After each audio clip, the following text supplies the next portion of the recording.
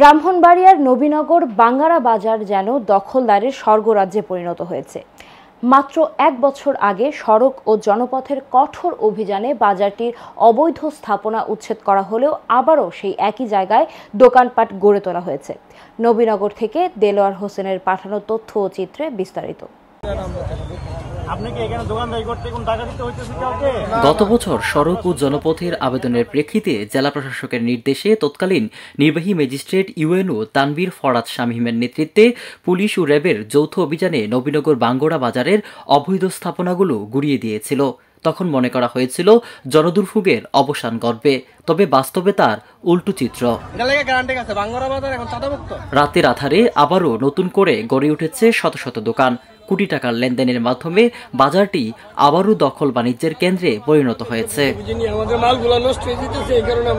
সরজমিনে গিয়ে দেখা যায় বাঙ্গরা বাজারের একমাত্র যাত্রী ছাউনির জায়গাটি সহ দখল করে 3টি দোকান নির্মাণ করে ভাড়া দেন আনোয়ার হোসেন পিন্টু। এ বিষয়ে আনোয়ার হোসেন পিন্টু বলেন, তিনি জেলা পরিষদ থেকে লিজ নিয়ে দোকান ভাড়া দিয়েছেন। বাঙ্গরা বাজারের দোকান দখল নিয়ে বিভিন্ন মহল উপজেলা যুবদল নেতা হাজী কাউসার জড়িত এমন প্রশ্নের জবাবে উপজেলা যুবদল নেতা হাজী কাউসার বলেন, তার নামে এখানে কোনো দোকান লিজ নেই এবং তিনি এসব কোনো কিছুর সাথে জড়িত নন।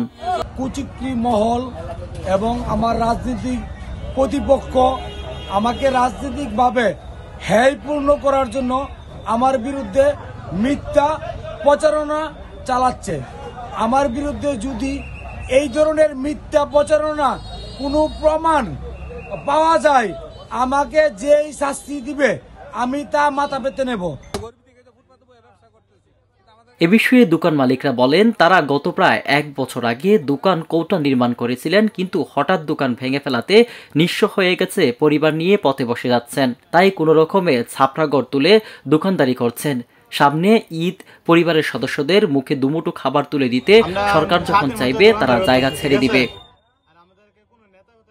এদিকে ব্রাহ্মণবাড়িয়া জেলা পরিষদের নির্বাহী কর্মকর্তা আনোয়ার হোসেন পাটোয়ারি বলেন, অভিযোগ পেয়েছেন, তদন্ত সাপেক্ষে যথাযথ ব্যবস্থা নেওয়া হবে। এ বিষয়ে জানতে চাইলে ব্রাহ্মণবাড়িয়া সড়ক ও জনপথের নির্বাহী প্রকৌশলী নিজামুদ্দিন আহমেদ বলেন, তারা অভিযোগ পেয়েছেন, খুব দ্রুতই অতীতের মতো উচ্ছেদের ব্যবস্থা গ্রহণ করা হবে।